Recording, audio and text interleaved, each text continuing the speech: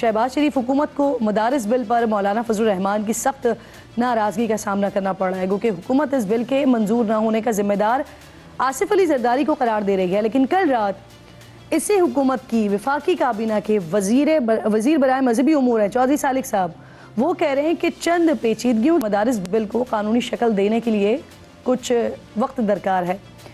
मेरे प्रोग्राम में ही कल सरबराह जामियात रशीद मुफ्ती अब्दुल रहीम साहब ने भी इस हवाले से एतराज़ उठाया कि मौलाना फजल रहमान मदारिस को वजारत सनअत व तिजारत के तहत चलाना चाहते हैं।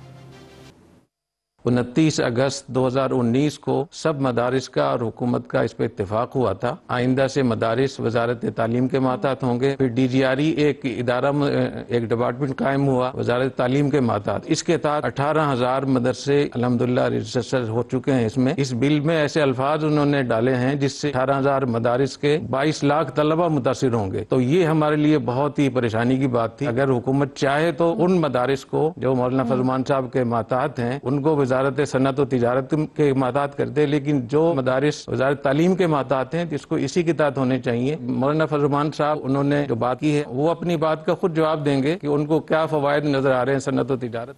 अब नाज़रीन, मौलाना फजल रहमान साहब कह रहे हैं कि मुफ्ती तकी उस्मानी के साथ तय हुआ है कि तमाम मदारिस का इजलास होगा और सबको एतमाद में लेकर एक मुत्तफ़िक़ा मौक़िफ़ इख्तियार करेंगे। इसके बाद फैसला होगा कि इस्लामाबाद आना है या नहीं आना।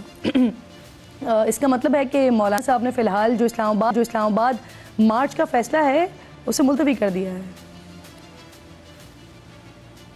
हुकूमती इत्तेहादियों की मौजूदगी में इत्तेफाक राय के साथ ये बिल मंजूर हुआ। मदारिस की इस बिल पर ऐवान सदर ने दस्तखत क्यों नहीं? ये धोखा है या नहीं? ये फ्रॉड है या नहीं? आज मुझे हजरत शेख मुफ्ती मोहम्मद तकी उस्मानी साहब ने बताया तय ये हुआ है तमाम इत्तेहाद मदारिस का इजलास होगा 16 या 17 को हम एक मुत्तफ़िक़ा फैसला लेंगे। उसके बाद फिर आपको अगर हमें कॉल देनी पड़ी आप हर वक्त तैयार रहे। इससे पहले नाज़रीन, अगस्त 2019 में हुकूमत और इत्तेहाद तंजीमात मदारिस के दरमियान मुआहदा तय पाया था, जिसमें इत्तेहाद तंजीमात ने मदारिस को वजारत तालीम से मुंसलिक करने के मुआहदे पर दस्तखत किए थे।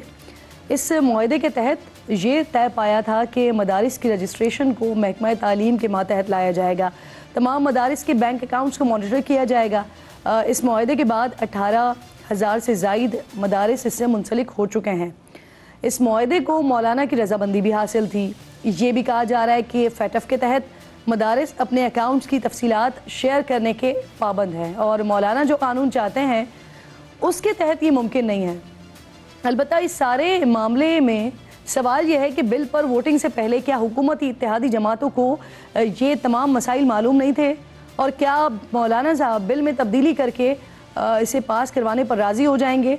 इस पर बात करने के लिए प्रोग्राम में आज मेरे इंतहाई मोअज़्ज़ज़ मेहमानों में JF की नुमाइंदगी के लिए हाफिज़ हमदुल्ला साहब मौजूद हैं। पाकिस्तान तहरीक इंसाफ से मुझे बैरिस्टर उमैर नियाज़ी साहब ज्वाइन कर रहे हैं और हुकूमती मौक़िफ़ के लिए सेनेटर अफनानुल्लाह साहब मेरे साथ मौजूद होंगे। हाफिज़ हमदुल्ला साहब, सबसे पहले तो आपकी शुक्रगुज़ार हूँ। ये बता दीजिएगा, मौलाना साहब ने भी ऐलान तो कर दिया है, आप लोग मौखर कर रहे हैं अपने जो इस्लामाबाद की तरफ आने के हवाले से जो डेडलाइन या जो मौलाना साहब की तरफ से कल कहा गया था, अब आगे का क्या प्लान है? कब तक के लिए मौखर किया गया इसे?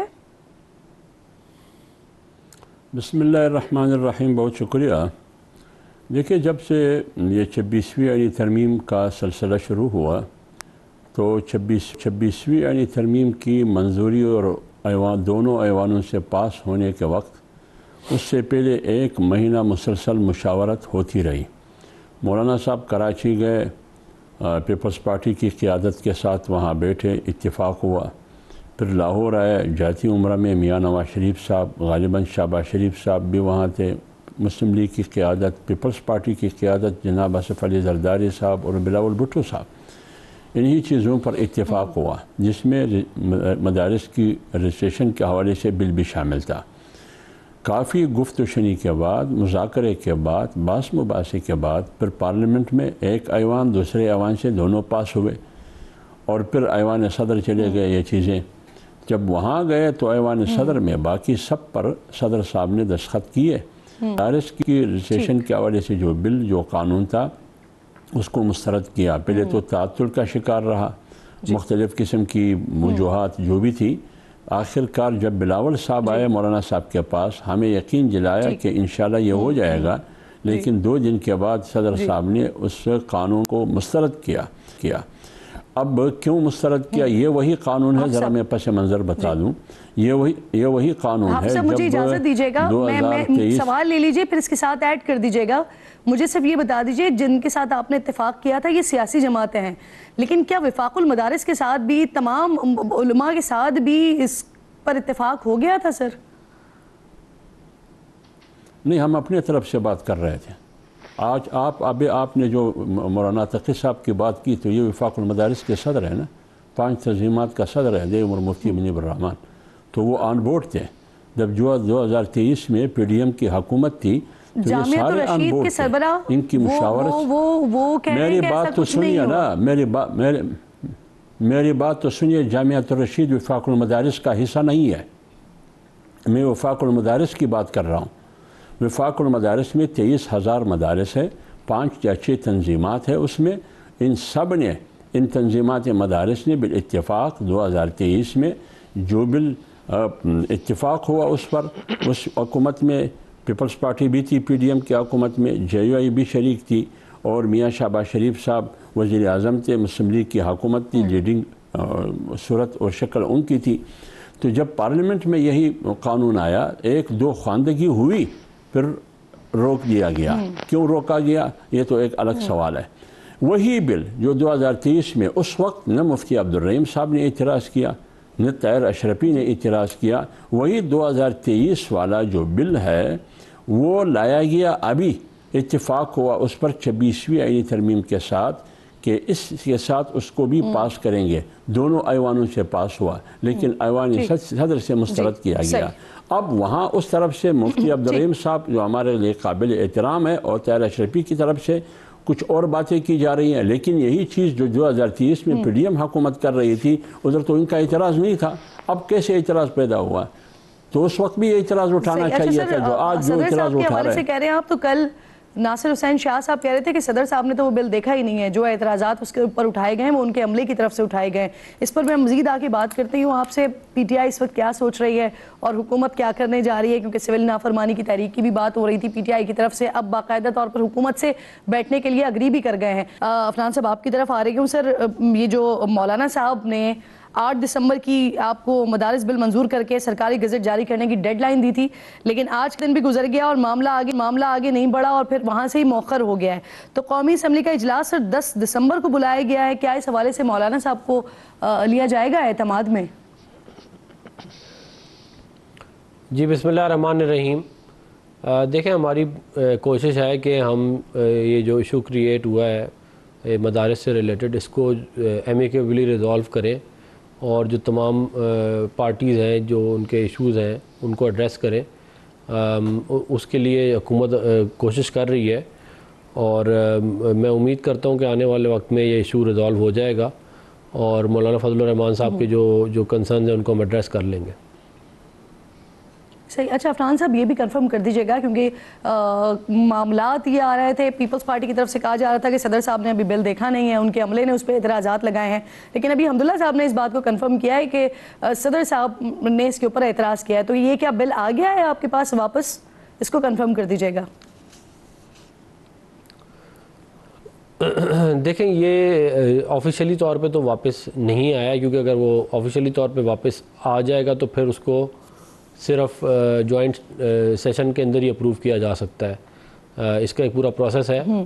तो लेकिन मैं उम्मीद करता हूँ कि जो इश्यूज़ प्रेसिडेंट साहब इस पे हाईलाइट कर रहे हैं उनको हम पहले रिजॉल्व कर लेंगे, तो शायद मामला जॉइंट सेशन पे या किसी और मामले पे जाए ना। नहीं, ये तो आप तो समझते हैं कहीं पर भी आपको नहीं हुकूमती नाअहली दिखाई देती इस मामले पे कि कोई भी, वो चाहे टेक्निकल इश्यूज हों या कानूनी पेचीदगियां उसके अंदर आ रही हों, लेकिन कानून साजी से पहले ही ये मामला रिजॉल्व होना चाहिए था और उसके बाद कानून साजी होनी चाहिए थी? नहीं, हमारे एंड के ऊपर तो ज़ाहिर है कोई इस तरह का मैं नहीं समझता कि कोई नाअहली है। उसकी वजह ये है कि हमने तो ये इन गुड विल इस चीज़ के साथ कमिटमेंट की और उस कमिटमेंट के तहत हमने वोट डाले और उस वोट के बाद ये दोनों ऐवानों से अप्रूव हुआ और उसके बाद ये फिर प्रोसेस के थ्रू प्रेसिडेंट हाउस तक चला गया। तो हमारे एंड के ऊपर तो ना अली ना हमने कोई मिस कमिटमेंट की है। बाकी जो मामला है उसके अंदर जो इशूज है उनको हम देख रहे हैं। ये कह रहे हैं कि बिल अभी तक वापस नहीं किया गया। अगर बिल वापस नहीं भी किया गया सर तो 14 दिन के बाद तो फिर ऑटोमेटिकली वो कानून बन जाता है ना सर? मैं इसके एग्जैक्ट जो है वो मुझे लॉ मिनिस्ट्री से चेक करना पड़ेगा। वो शायद 2-3 दफ़ा वापस भेजने का होता है इसके अंदर ऑप्शन, तो उसमें अब मुझे नहीं पता कि कहाँ पे एग्जैक्टली इसकी लेकिन फाइल उसका है। सर्टेन टाइम पीरियड तो 14 दिन होते हैं ना सर? हाँ, अगर उसके अंदर इश्यूज वगैरह लगा के वापस भेजना पड़ता है तो उसका एक सर्टेन टाइम पीरियड है, उसमें करना होता है आपने। लेकिन वो टाइम गुजरे हुए तो पता नहीं कितना अरसा हो चुका है। तो अब लेकिन आप कह रहे हैं कि वो आया ही नहीं है वापस। देखिए, हुकूमत के पास ये ऑप्शन तो मौजूद है, हुकूमत के पास ये ऑप्शन तो मौजूद है कि अगर उधर ना हो तो फिर हम जॉइंट सेशन में भी इसको पास कर लें, तब भी मामला हल हो जाएगा। लेकिन इशू जो है वो ये नहीं है कि इधर से पास करना है उधर से पास करना है। इशू तो ये है कि इसके ऊपर एग्रीमेंट हो जाए। नहीं, तरमीम लाए बगैर ही हो जाएगा वो तो। अगर आप इस बिल को इसी तरह ही करना चाहते हैं तो अब नहीं, वो तो तरमीम तो हम लाना नहीं चाहते ना, तरमीम तो वो लाना चाहेंगे जो काफी देर से खामोश मेरी गुजारिश सुन लें। सिर्फ मुझे ये बता दीजिए कौन मेरी गुजारिश सुन लें। देखिए, वही लाना चाह रहे हैं ना जिन्होंने इसको रोका है। हमने तो इसको रोका है ही नहीं, तो हम क्यों फिर उसमें मामले में पीपल्स पार्टी सर वो पड़े। पीपल्स पार्टी तरमीम लाना चाह रही है। पीपल्स पार्टी ही है ज़ाहिर है। नहीं, वो तो आप उनसे पूछे ना JUI तरमीम बर्दाश्त करेगी सर हमदुल्ला साहब? नहीं, JUI तो मुझे नहीं लगता तरमीम बर्दाश्त करेगी, जो उनकी बात है। नहीं, मैं इसीलिए मैं हमदुल्ला साहब से पूछ रही हूँ सर, तरमीम बर्दाश्त करेंगे आप? मैं देखिए किरण, मैं बात कर रहा हूँ। देखिए, अगर वो तरमीम लाएंगे तो पहले देखते हैं कि वो क्या तरमीम ला रहे हैं और क्यों ला रहे हैं। ये तो अभी सिर्फ बातों की हद तक है कि वो तरमीम ला रहे हैं, लेकिन अब वो कहते हैं कि पीपल्स पार्टी बिल को सपोर्ट किया है। अभी आपने अपने इंटरव्यू में कहा, अभी कहते हैं कि हम तरमीम ला रहे हैं। अभी आपने कहा कि वो कहते हैं कि ये सदर साहब ने मुस्तरद नहीं किया है, ये नीचे जो स्टाफ है उन्होंने ये इतराज़ात लगाए, और इधर आप कह रहे हैं कि पीपल्स पार्टी तरमीम ला रहे हैं। तो इसका मतलब ये है कि सब कुछ पीपल्स पार्टी कर रही है। तो लिहाजा इनको आने दें कि वो क्या तरमीम लाना चाहते हैं या नहीं लाना चाहते हैं। ये फिर उसी वक्त देखेंगे कि तरमीम क्या है और उसकी नौयत क्या है और ज़रूरत क्यों पड़ रही है।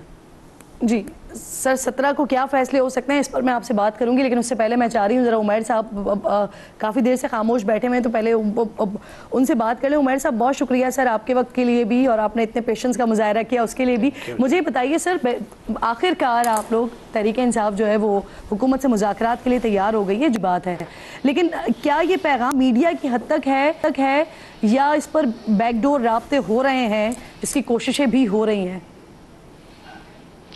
बिस्मिल्लाहिर्रहमानिर्रहीम। बुनियादी तौर पे तो देखें, जिस वक्त खान साहब ने ये सिविल डिसोबीडियंस मूवमेंट का ऐलान किया और 14 तारीख दी है, तो उसके साथ ही ये कमेटी अनाउंस कर दी गई थी, और एक मतलब एक किस्म का आप सेफ्टी वाल्व कह लें या एक बैकडोर चैनल खोल दिया कि अगर अब हुकूमत अप्रोच करती है, कोई डायलॉग होता है, तो डायलॉग के लिए PTI ओपन है, जैसा दूसरी जमातें ओपन होती हैं, तो उस पर बातचीत हो सकती है। और उसमें क्लैरिटी के साथ जिन चीज़ों पर बातचीत होनी है वो भी एजेंडा में शामिल हैं कि बेसिकली आपका जो है ना, आपके जुडिशल कमीशन का मुतालबा किया है, जो 26 नवंबर को शब खून मारा गया है, उससे PTI किसी तरह से पीछे नहीं हट रही कि कहा जाए, तो उस पर जोर है PTI का।